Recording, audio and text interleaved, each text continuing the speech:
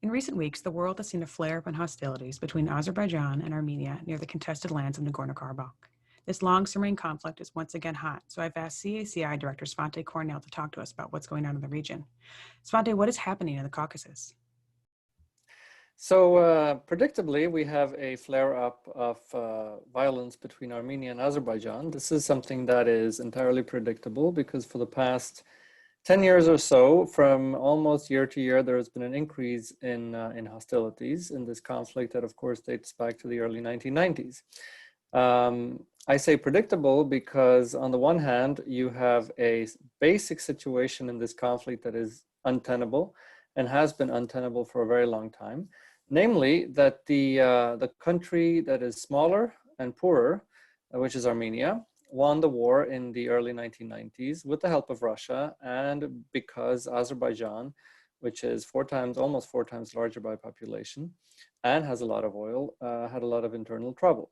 So because of the internal trouble of Azerbaijan and the Russian support for Armenia, they managed to wrest away the territory that they both wanted, Nagorno-Karabakh, plus a whole bunch of other occupied territories that were compactly settled by Azerbaijanis, which means that the Armenians ensured two things. First, that the world, which for historical reasons had tended to view Armenians as victims, now began to view them increasingly as perpetrators. And secondly, that there was no way Azerbaijan would ever accept the defeat in this war and the loss of territory.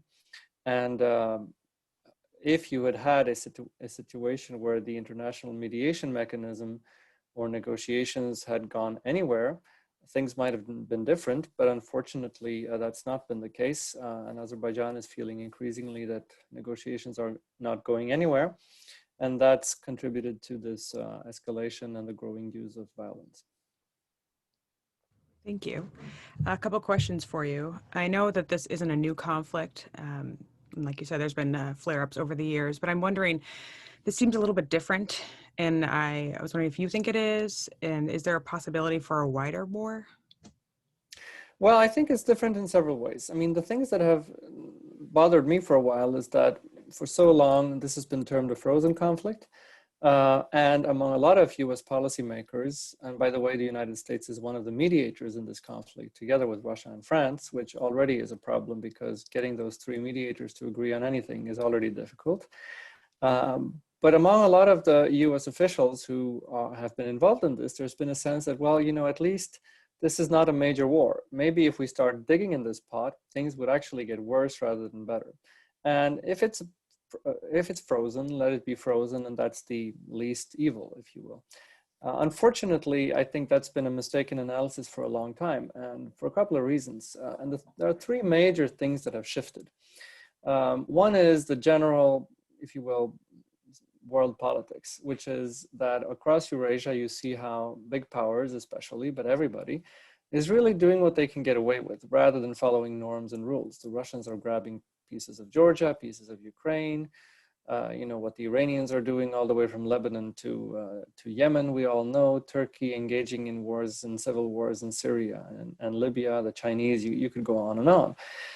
The problem is that the Azerbaijanis who lost the war have always been playing basically the international law game. Getting everybody to recognize that these are Azerbaijani territories, getting the UN, votes in the UN General Assembly and celebrating when they win those votes. But they're beginning to realize that if you win votes, it doesn't really matter anymore because norms and laws of international politics aren't really what applies. The other year, I think about a year ago, the president of Azerbaijan said, well, we realize that in the present world, might is right and we have to adapt accordingly. And so that's one of the big changes. The second big change is, I think, what you alluded to in the risk of a bigger war, the role of regional powers. Obviously, Russia has a very close relationship with Armenia, has been flying in military supplies to Armenia, across Iran, by the way, because they can't go through Georgia. So they fly them all over the Caspian Sea, over Iran, back up into Armenia from the south, resupplying Armenia, and they have been doing that for a while. But and that's been going on for a long time. What's really changed is that Turkey has become more involved on the Azerbaijani side. Turkey was always, because they're very closely tied ethnically, linguistically, closer to the Azerbaijani position, but never as openly and as assertively, I would say, as they are today, where they have essentially fully endorsed Azerbaijan and threatened to get involved in the conflict, which means that you really have a situation where you have very large powers opposing each other, being in one way or another potentially involved in the conflict. And if you boil it down, you have a NATO member, Turkey, on one side, and you have the CSTO, the Collective Security Treaty Organization member, Armenia, with Russia backing it. So it's really something that could involve large powers. And obviously you have Iran right on the border, very close to where the hostilities are happening today, is the Iranian border. So definitely, it's absolutely a risk that any or several of these larger powers could get involved in this. And what do you think the trajectory of the relationship between Moscow and Ankara is at this point? Well, it's been up and down in the past couple of years because, Erdogan and Putin have certain affinities. I think they learn from each other, and especially Erdogan learns from Putin in many ways of how to engage in their domestic politics. Erdogan also has found some common ground with Putin in terms of how they jointly oppose the West and particularly America. On the other hand, what's interesting is that they had a fallout in 2015 over Syria when the Turks shot down a Russian plane, and they were made to pay for it by a heavy Russian effort that hit against Turkish tourism, trade, and other things. Then after the coup in 2016, the failed coup against Erdogan, which he blamed at least partially on the United States, the Russian capitalized on that and in a way for a couple of years managed to get quite an improved relationship with Turkey. But what we've seen is kind of those emotions have given way to more realpolitik, in which the Turks find that, as always in history, they and the Russians really don't have common interests. We've seen that first in Syria, where they almost came to blows and were supporting different proxy forces.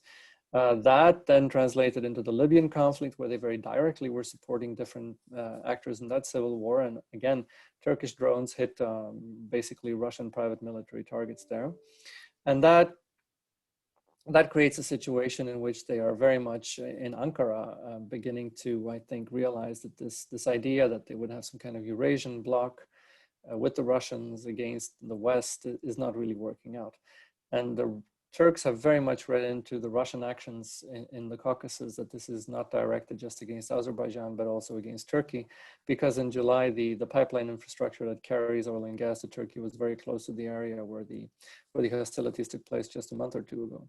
So I think against all of this background, in Turkey, there is, I think, a growing realization that this Russian thing is not going to work out. And they haven't come so far as to accept that really, our relationship with the United States is really what's been the bedrock of our foreign and security policy for the better part of a century.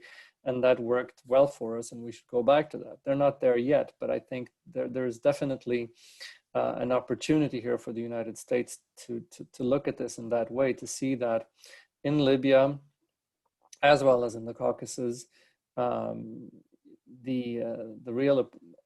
what is the real opposition? Is the real opposition Russia and Iran? Well, we have problems with Turkey, but is there a way to get the Turks to come to their senses? I think those are the bigger issues that are involved in this flare-up. Right, my last question is sort of an obvious one. This is obviously occurring during a larger, different debate in Europe, which is about energy security and the continent's dependence on Russia. And I just wanted to know if you could kind of explain how these tensions between Azerbaijan and Armenia are connected to this, if they are connected to this. Well, they are and they're not. I mean, this conflict is not about energy. On the other hand, what really, not just what's happening yesterday and today, but what happened this summer is that for the first time, the flare-up in the conflict did not take place on the ceasefire line of the territory that's actually occupied by Armenia. It happened on the little piece of territory to the north, which is the recognized international border between Armenia and Azerbaijan that nobody really disputes. It's not really demarcated maybe, but this is not where the conflict is. But it is very close to where the pipeline infrastructure from Azerbaijan goes into Georgia, a couple of miles north. And I think that's what led to speculation. And I think definitely both in Azerbaijan and in Turkey, the conclusion was that this was some kind of warning by the Armenians together with the Russians against the pipeline infrastructure carrying this oil and gas to Europe. Now, is this a correct analysis or not? I can't tell. You know, it's hard to tell on what basis they've drawn that conclusion. But what's clear is that the Turks have done so. And for Europe, obviously, this is an important alternative route, definitely for Turkey, which was very dependent on Russian natural gas imports, but has tried hard to decrease its dependency on Russian gas. And the interesting there is that the two major suppliers are Azerbaijan and the United States, because the pipeline carrying gas from Azerbaijan and Turkey buying increasingly large amounts of LNG shipped in from the United States in order to reduce its dependence on Russia. So in that sense, there is a sense here that the Russians are losing their grip on Turkey.